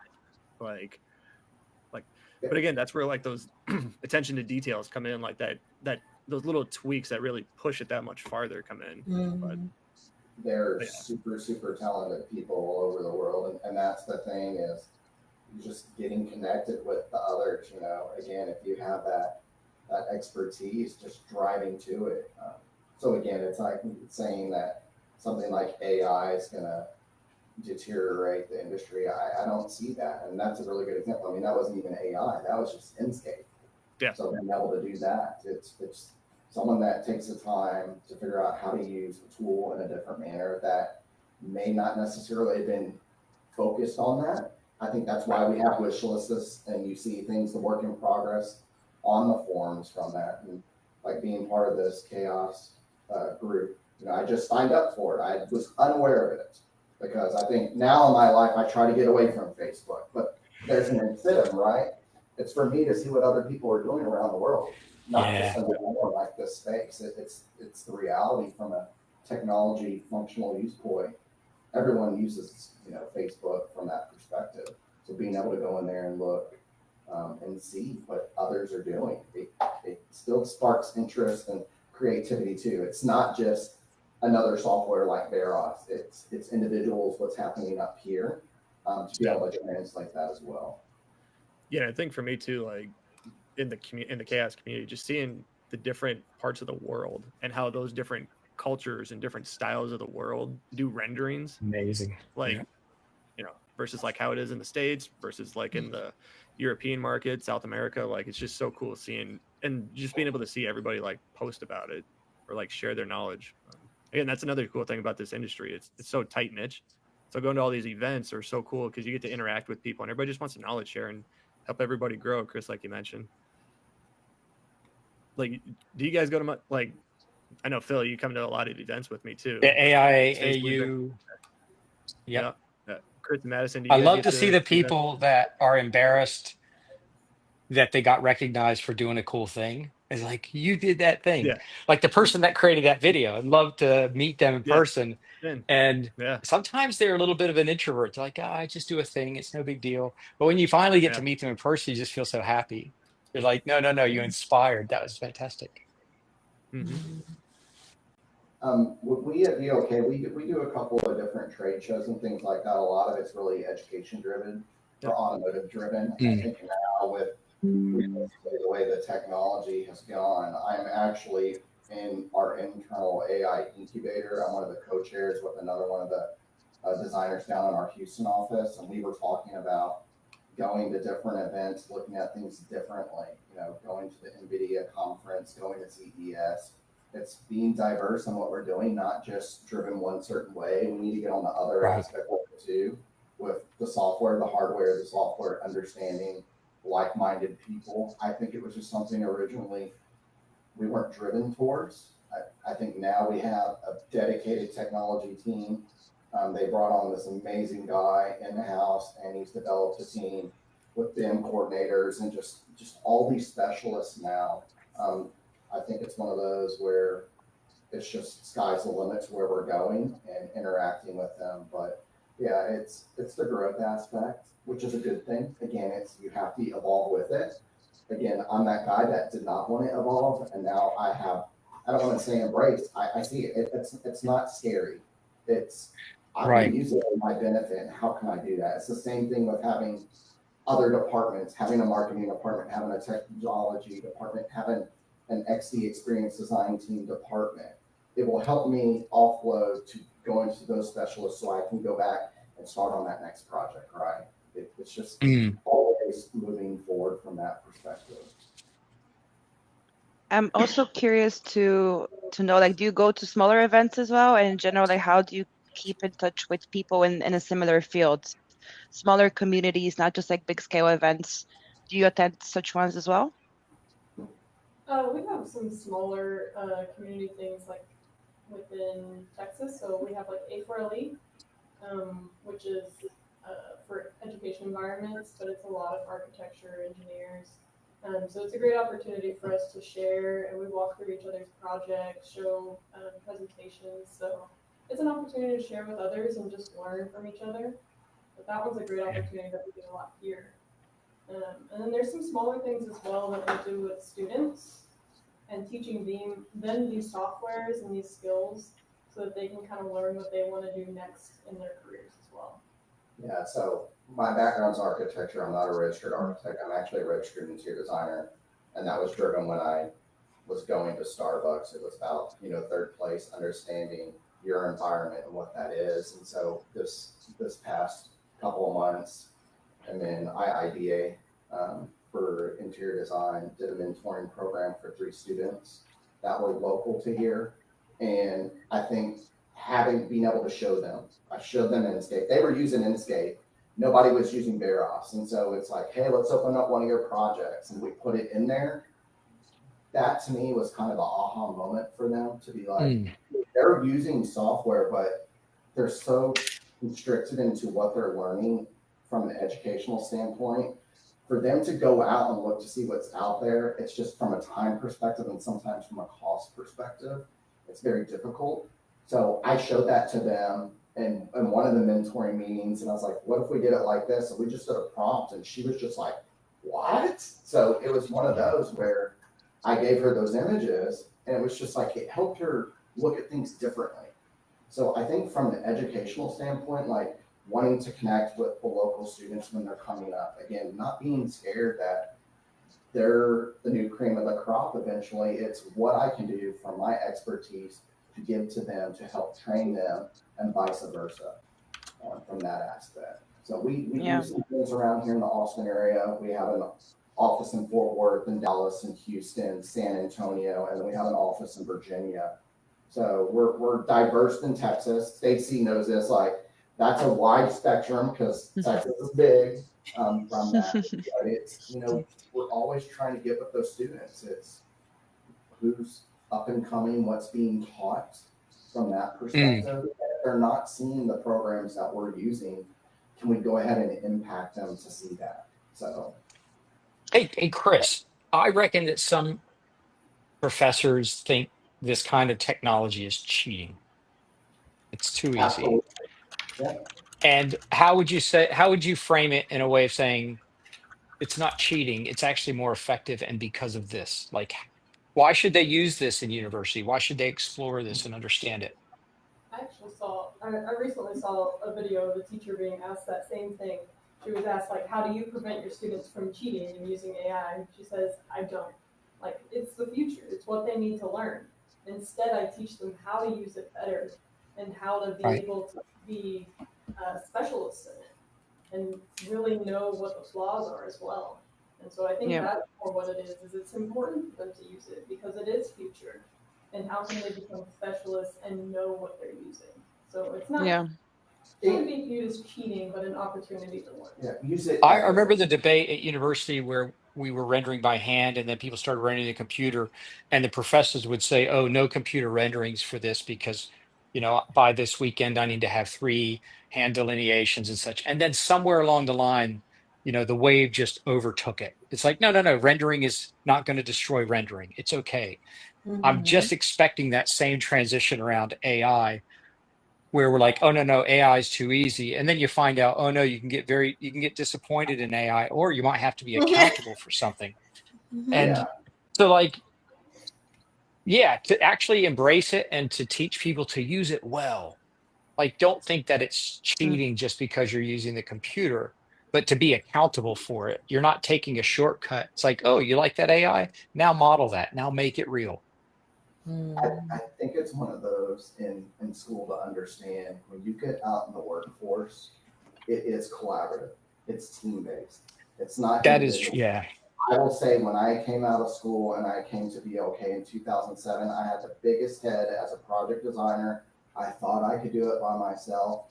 One of the project architects let me crash and burn, and that was the best lesson I ever learned in my life. I gotta be open to my teammates, and with that, I have to be open to new technology.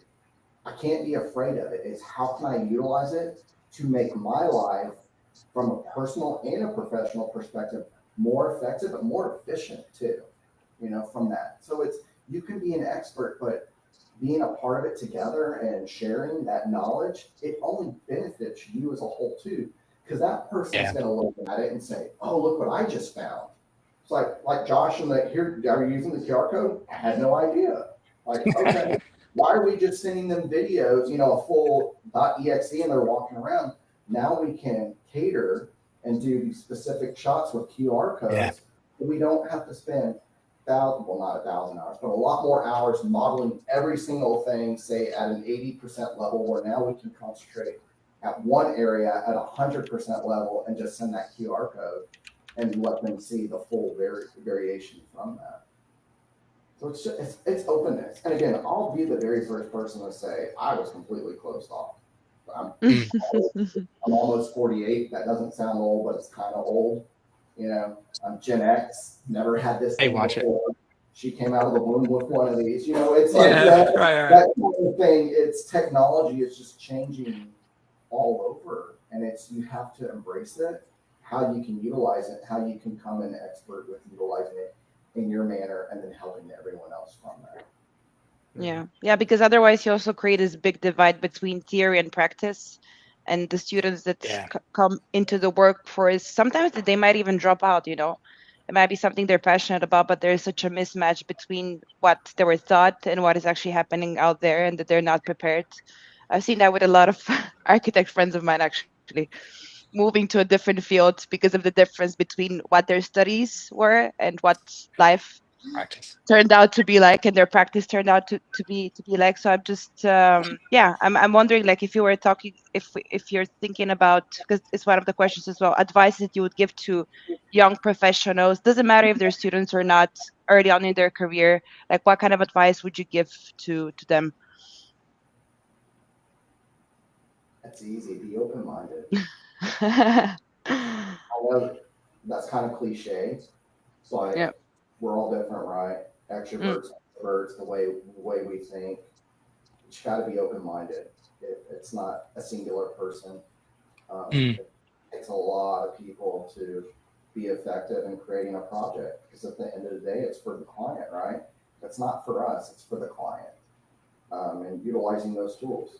The best way you can utilize those tools is learning how to use them effectively again as well. I would say ask the questions. The people I want on my team the most are the people asking questions.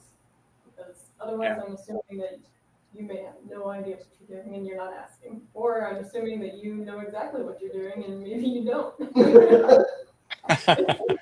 So asking the questions is one of the best qualities, I think, in incoming students and interns. If they're open to asking and don't hesitate, they just excel so much faster. Well, like no question's a dumb question. Exactly. Mm-hmm. Making a mistake's okay. It's as long as you learn from that mistake. If you're not learning from your mistake, that's a problem.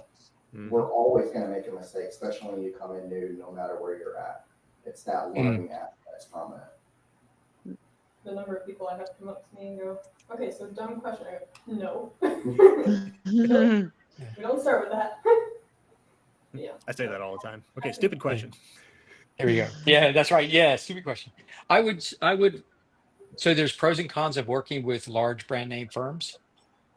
And I would suggest out of school, work for a smaller firm where you get to do everything. And you'll find next week, because in school you learn a lot about design and then you get into practice and you're like, yeah, we have designers here. We need people that can solve problems. Mm-hmm. And if you'll show up on time and be polite, the week after you get there, the owner's going to say, I got a meeting with a client, need you to come and take notes. And just like you can't do that in a large firm right away. So you're going to be thrown into the midst of doing everything at a smaller firm. And I think you'll get paid probably more because small firms actually don't have a lot of the overhead, financial burden of overhead. Yeah, go ahead, Stacey. Yeah, I definitely agree because, you have no choice but to. It's almost like sink or swim. You have no choice because you're carrying so much weight. So it's like you can't even hide from your skills. So you're gonna ramp up real quick, and you're gonna find that they're real big, more on mentorship than I've ever seen as a smaller firm because they know like, hey, if this person's a lightweight, it's gonna be a problem. So they're gonna invest that time with you. Yeah, they don't have to if you can turnover struggle rates. and survive in a small firm, you'll do great in a big firm. Yep. And those first relationships you make in a small firm, they're mentoring. They have the time to explain why we're doing it this way. It's stressful in a small firm having to do everything. But it's like if you want to learn how to run a business, go in a small firm and sit across from the office of the guy who's running the business or the person who's running the business. You're going to learn a lot about the stress of it, but that's how you learn. Yeah, shadow them. I think it'd be like you said, Chris, like being open-minded to like learning. Like you can never know everything, so just be open to like learning new things. And at a big firm, they have people that know what you know and can do the things you do. But as a small firm, if you do 3 or 5 things really well, they're like, hey, I need you to do this. And it's just going to make you better. Well, exactly. That's like for starting out. That's what I recommend. Yeah. And there's always going to be people that know more than you do, but you might, like you said, you might know that little thing. Like when I first started at CTC, like talking with everybody, I'm like, I don't know this, but they're like, but you know this other stuff. So like, how can we knowledge share? So, and then talking obviously with Stacey and you for years, learned so much from you guys, and I always message, hey, stupid question. What about this? Yeah. No stupid questions. All right. Do we want to open for some questions from the audience and see maybe what's in the chat? Sure. Let's do that. What we got? It was a question about what is the difference, but it was like, why should I use Enscape? Because there are a lot of, I don't know do you use also other rendering engines, or you all use Enscape only, or you started also with other ones? It's just curious because there are also a lot of Corona users in the group and a lot of V-Ray users in the group, and for them it's like, for some of them this is a new world, like something that so it's interesting from that perspective also, like if you've used any of the other tools. I moved away from pushing the button and waiting. They're amazing rendering tools, but I feel like I've just have Enscape, and then when AI started to become a thing, I started to use Midjourney and Stable Diffusion and a bunch of others, and then Veris just made it easy. It made the buttons that I really needed to get to right there.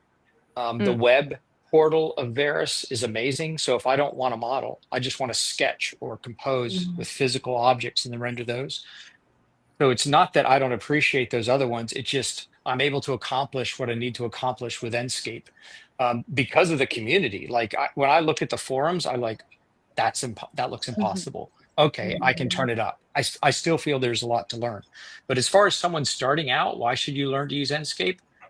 It's because if you've taken the time to learn the tool to model, like SketchUp or Revit or Rhino or any of the others, there's a lot of rigor in that.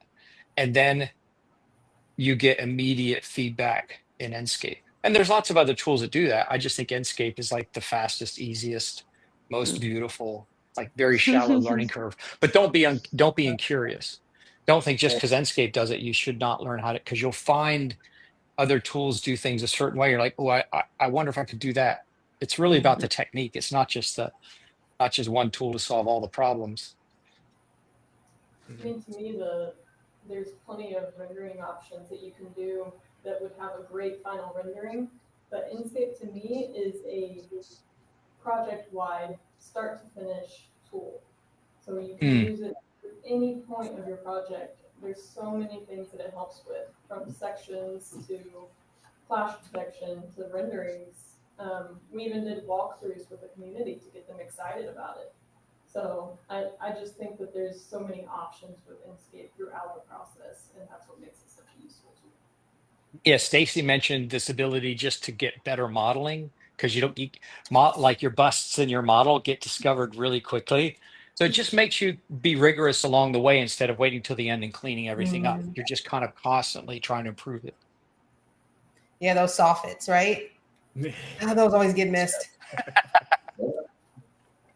This is green light. Oh, there's no bulkhead. Yeah. I would actually, it's kind of a biased question, Kali. If someone says, why should I use Enscape? I would say, that's a good question. Go ask your competition. Why do they use Enscape? Because there are firms you've never heard of doing the most exquisite work, rendering in Enscape, walking the client through those beautifully framed spaces, and they love it. They're like, yeah, we don't want anyone to know. I had a conversation with a firm this week, and they're like, yeah, don't tell anybody how we do this. Yeah. They're flying under the radar. Yeah. I mean, I think people should explore. I mean, you as we talked about it, you can find different tools have different applications, and depending on your workflow, depending on the base platform that you're using, but obviously, for a specific workflow or an industry, like a specific tool would. I also enjoy the industry agnostic use of tools. So while we saw, for example, like the example you showed, Josh, this is for me so cool, where someone is using the tool not the way that you expected. I've seen that with Corona as well. A lot of the users experiment and they do like film and VFX with Corona characters, and it's great. It's a pleasure to be surprised. And for things to go out of the box. I wanted to ask you though, in terms of, because we were talking about the community and the forum, and I've been with Chaos for 7 years now, so I was on the V-Ray side of things, then Corona joined the family, then Enscape joined the family. Now we're a very big family. With Enscape users, we usually, for V-Ray and Corona users, we do a lot of those like local meetups, 3D, like we also have 3D London, 3D Athens, 3D Milan now, 3D New York. And what I've noticed is there are a lot of like V-Ray Corona users going there. Where do you think like Enscape users, do they have local meetups like that? Are they smaller groups of that meet up on a local level? Do they also go to these events? I think a lot of like Revit user groups around, like those different chapters or like the local AIAs. Like usually there's some people there that are using Enscape, but those are usually really good ones. Or we'll dive back into the time vault. Remember Midwest University, guys? Yep. Midwest U was great. Yep. Or Built. The smaller groups have really had to, kind of step in again after things went quiet until 2023. We couldn't have these big multinational events. And it seems like the smaller community groups kind of stepped in and became something viable. Like we can't get to scale where we were right at the end of 2023. So we're seeing there's Midwest U, there's Invitational, there's a lot of small groups.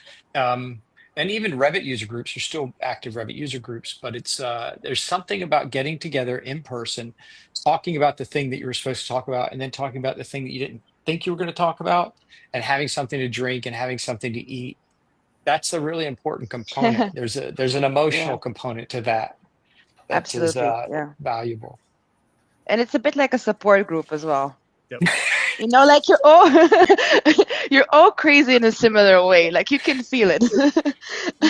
It's both professionally helpful and like, mentally as well. Mental and professional support group. There's a question here in the group. Would you say, Phil, that's for you. Would you say that Enscape is a great support, going back to support, for the conceptual phase 2? Ooh, so that's the thing. I wasn't very convinced about the conceptual phase and why we should integrate Varus with Enscape because, hey, you've already got Varus as a plugin as a web. And then I played with it the first day and I gave context and weather to an Enscape rendering. I'm like, oh, I'm done. That's amazing. I could just give a text prompt and just to get on a vector. It doesn't have to be perfect. It just has to be. I mean, you're like early renderings, Kalina, they weren't perfect. They were smudgy and people were little gestural stick people. But when you stood back a couple of feet, you're like, oh, I get that metaphor. That makes sense. Yeah. And so I think it is important that we integrate all of these, but at the massing level, the stuff in the Enscape forum, or actually it was more in the Varus forum early on, the simple massing studies with a text prompt, amazing. So how much you can get out of an early text prompt. And I like using sketches, but I also like using photographs of compositions. And if you guys want, I could show a quick example with Varus, where I think Enscape gives you a certain amount of feedback, but Varus gives you a lot of feedback. So let me see if I go, Google Chrome's replacing bypass allow. Let's see if that'll work. And I'll share my entire screen. Great. Because I've got this at the desktop. So let's do this. And this was from a meeting in Singapore. And the client, and they're a very high design firm, and the senior said, so what's the deal with this AI? Like, how do we use it? So I turned and took a photo of the pencil box and then took the web browser version of Varus, right? No modeling, no geometry, and said, modern office building in the country of Singapore designed in the style of this architecture firm, and got that. Oh, that's cool. And I pushed the render button 3 or 4 times, and then I got that. Oh, that's cool. And then I got that. And so, I see it. Wow. That is a massing level of all massing levels. Like to go from this as a gesture, Yeah. and now I'm finding myself collecting found objects just to go, oh yeah, that's kind of an interesting composition. inspiration. I'll just take these. Yeah, and then ending up with that, I would have not put into my head this idea of creating a swimming pool out of one of those coffee cups, but it took that metaphor and continued it in a way that I just think is beyond expectation. So I like using an exhibition. Yeah, you could make an exhibition, like have those objects collected, then the renders on the side. So that's how I use Varus. I like to sketch, but before I start modeling in the computer, which is kind of intimidating, right? Staring at the blank canvas, it's like taking some objects, some found objects, and then describing the composition, or even take a photo of a composition or another building that you admire, and then using that photo to generate a text prompt, like asking the AI to describe the photograph, and then using that 3-paragraph exquisite description as a text prompt for a photographic composition of physical objects, which is kind of how we start out in studio. So I love that process of massing study. And then once you come with some ideas, now you start deliberately modeling in SketchUp and Revit and whatever. We should do a challenge on Chaos Campus with that. So everyone, I'm gonna go around the block after this meeting, collect random objects, scan a building. It will be a nice challenge, to see what people are gonna. You're a trendsetter, Phil. No, so this was a conversation with Bill. If you guys knew the Varus team, it wasn't just the technology. It was this joyful, kind of giggly, no permissions asked. They're just going to rush ahead. And I was like, Ben, or not Ben, I think it was Bill. I was like, Bill, we should just have an iPhone app because I just want to take a photo of the sketch and render it. And he was like giggly, like Bill just smiles so easy. He goes, yeah, but that would be complicated. We should just do a web page. So I've used my phone to render compositions. It's a little squishy trying to move the UI around and then using Siri to try to dictate the text prompt. But you come up with such interesting ideas as a starting point. And I don't think it makes me lazy. It makes me feel like, okay, if I'm going to follow that through, that's beautiful. But if I've got to complete that metaphor, you're going to have to be committed. So I love this idea. And yeah, I think using Varus without sketching or modeling, like I go and find objects and make compositions. It's a playful thing. No, Now I how think to it's turn that great. into geometry. Yeah. No, it's also because it makes you very open and perceptive about the world around you, because you're looking for inspiration from the physical world, not just from the digital world. So I like this connection between the physical and digital world that you're describing. We have another question. Even after doing the final renderings in Enscape, do you still use AI for enhancement, or is Enscape enough? Well, the AI enhancer is part of Enscape. Which AI tools do you prefer if you use one? So personally, for me and the client that I have, BRP, I do everything in SketchUp, and I walk the client through our presentation for their dealership through Enscape. We have one of our competitors that also does things for BRP, and they only do SketchUp and do screenshots. We now have all the coordinators that BRP has asking if they can work with VLK, because the dealerships are getting a better understanding of what's going on. So it's literally just walking through from that. We get a sell off on that, and then we will do a design intent document packet, and I will just use those renders just for reference purposes for them. So again, it's going and walking in that store versus doing any AI type of idea. It's really what they see is what they get from that perspective. So having the lighting, having the materials from that, and just starting from the outside door and literally walking them through that space. And this is going from dealerships that will sell 20 million in revenue a year to a small mom and pop out in the middle of nowhere and from in the Americas for doing that. And we're giving them the same service, the same look and feel. Yeah. And it's just been light years ahead of what it was from the other company that's providing for them. I would say for my renderings, I mean, so far AI for me has been the most useful and conceptual. But I have started playing with being able to take an Enscape rendering and taking it into Varus and turning down all the geometry overrides and the material overrides and just getting a very sharp, realistic image. And that has been interesting to play with. I have also used it to kind of revert my renderings back to like a sketchy watercolor rendering, because sometimes we have communities that are sensitive to new schools, and doing something like that feels a little less solid to them. So I've used it both ways to be able to bring it backwards and forwards, and that's been interesting. I will say, You remember the Bob Ross thing where you go, "Oh, we're made a happy accident," and then he would. I feel like Varus creates these happy accidents, and you're like, "Oh yeah, I meant to do that. Now I'm gonna." Totally intended. I would love to see Bob Ross playing with Varus. I was going to say, I know Enscape provided the AI enhancer too. I've used that a couple of times. It's really good for those up close shots using the Enscape people assets to really get the sharpness in that. That will really nice, because it's one of those where everything else looks so realistic, and then you have the people that it's just based off of what is scanned, and it's great to have that asset. But kind of, I think you were saying it earlier, Phil, once you get really close, it's that idea of what it looks like. That's probably the only time I've really utilized the Enscape AI enhancer, just because of Arrow, right? It's part of chaos. It's like, why am I going to use this tool if I've got this one? Now with 4.7, everything integrated together. It just helps with the workflow. I try to do as little post-production as necessary.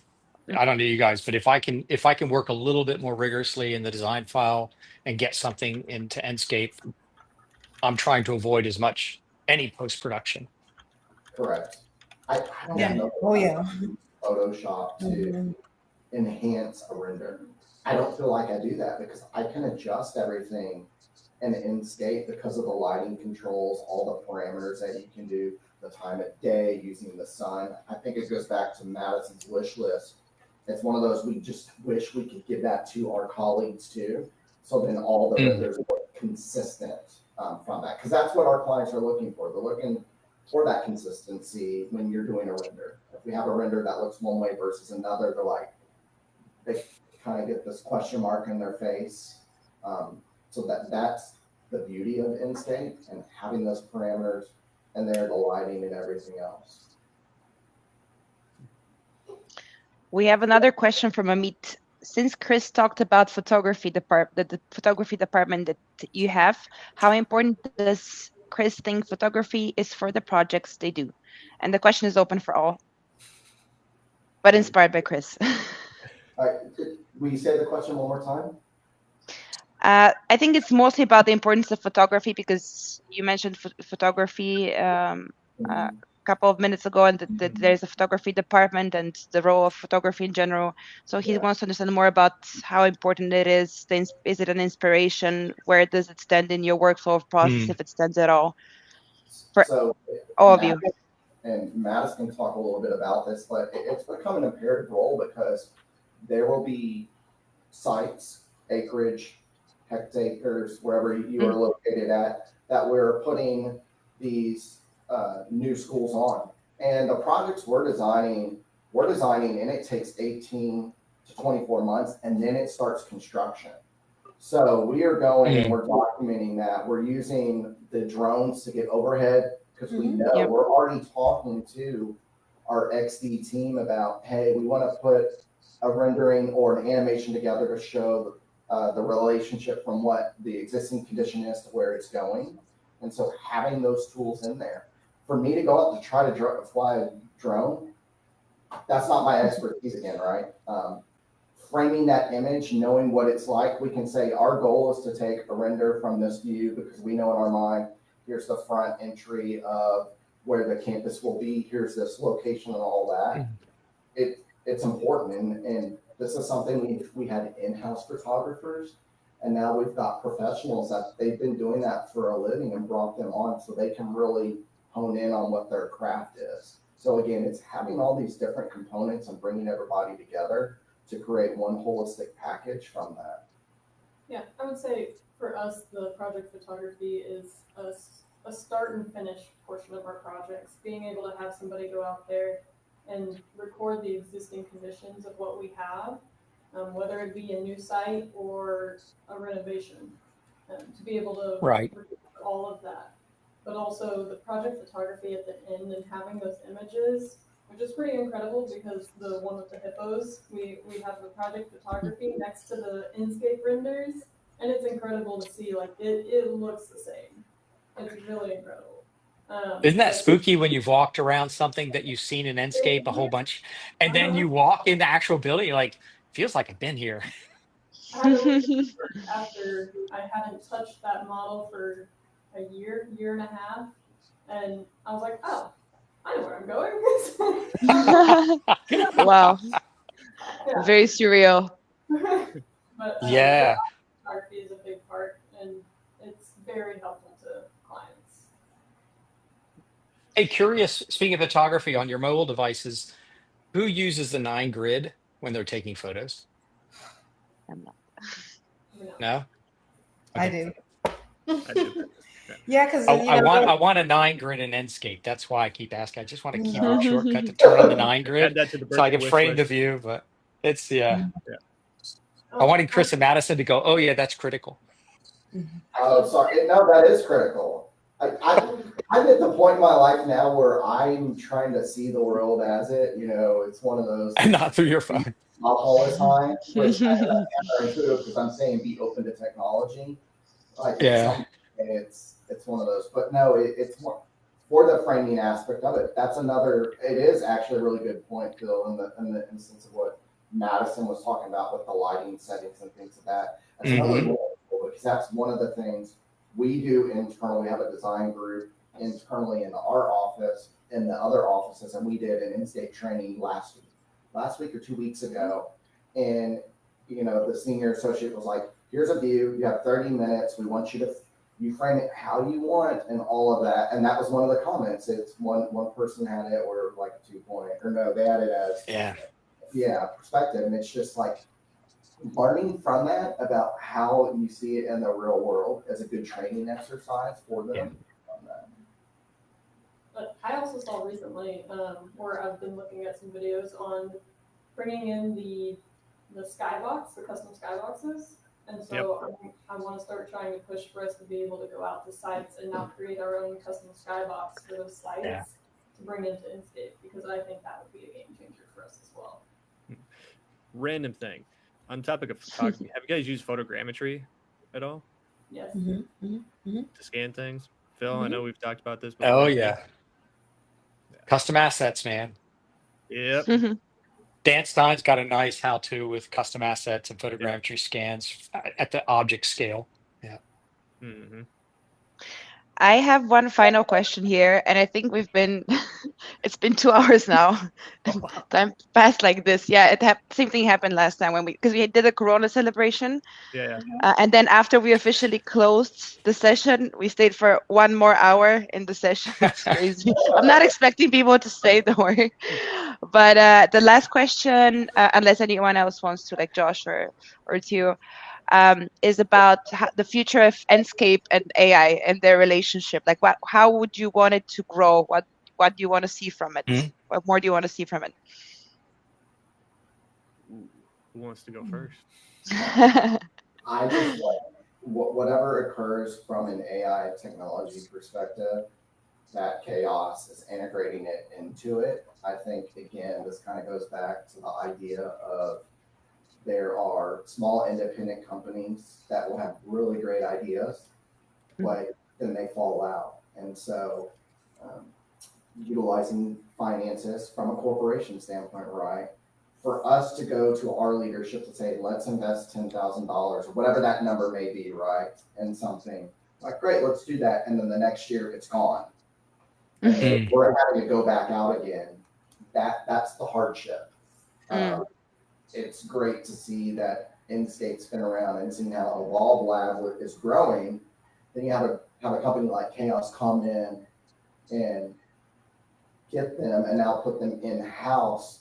There's that perception to me that it's here to stay no matter what it is. However generative AI and how it progresses, that Chaos Group understands that it's important and we need to integrate this in our software aspect, and that is here to stay from that perspective. Yeah, I think, Kalina, the thing that's happening in AI is what used to happen in rendering. We would push the button and wait. Except now we push the button and wait a minute. We're used to push the button and wait a day or an hour. I think it's going to flip. And where Enscape has a button that says start and a toggle that says, I want the AI version based on a text prompt, or I want the actual rendered version. And it won't be long until we can flick to the AI version. And instead of getting a still image, the metaphor will be explorable.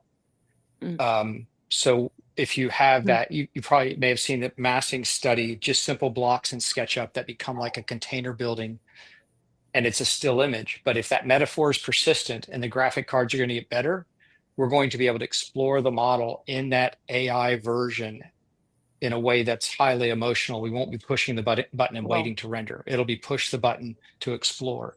And I think that's just going to be incredible.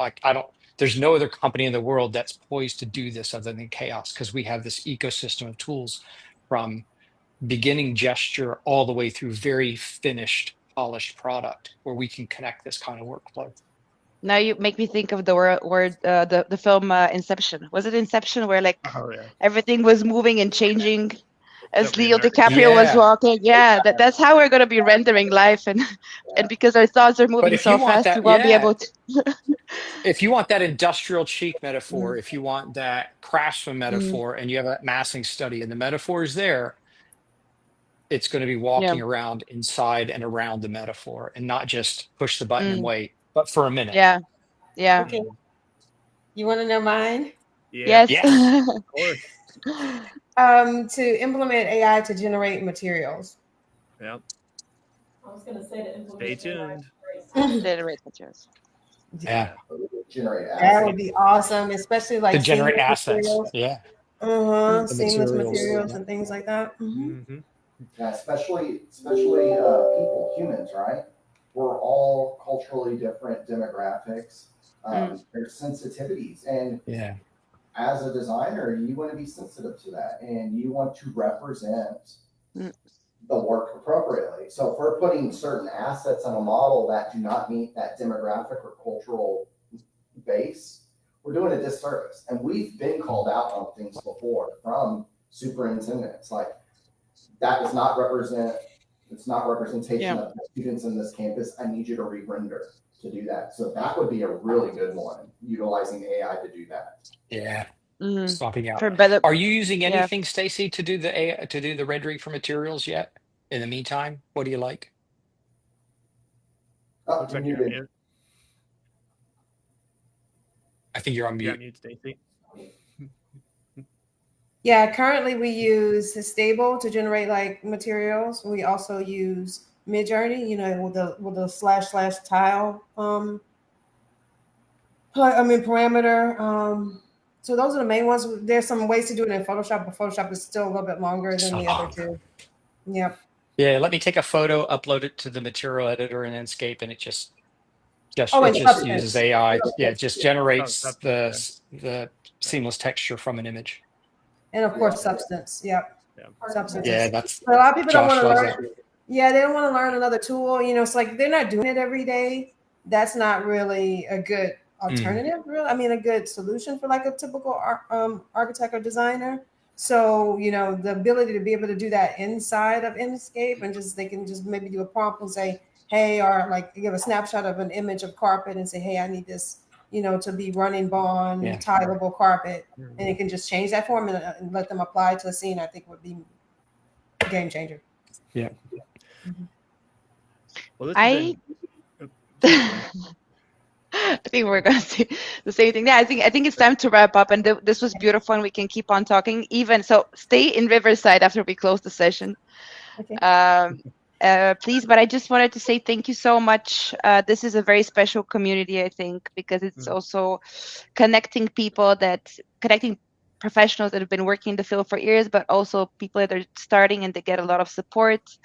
It's very open, very honest in terms of the conversation. Theo is moderating it beautifully, offering a lot of different activities and live shows and sessions and feedback for the people. So I'm very grateful that this exists. Do you want to say like a last wish or a word for Chaos Campus to the people that are watching this before we wrap up? What do we think? Happy birthday. Happy birthday. Yeah. Wow. 10 Happy years birthday, Enscape. And we'll be shipping that list of birthday wishes to the product team, I think, afterwards. There'll be like so this is what we came up with. Yeah, let's not wait 10 years. Let's do it again. Yeah, happy birthday. Whoa. There you go. Thank you. Okay, thanks so much, everyone. Thank you. Yeah, thank you everybody for joining us and taking time out of your day. I know everybody's super busy, so really appreciate everybody. Okay. Yeah. And thank you, Chaos Campus community. So now we'll be off from Facebook in a bit, and Theo will be joining us back because he's been here backstage the whole time. Hope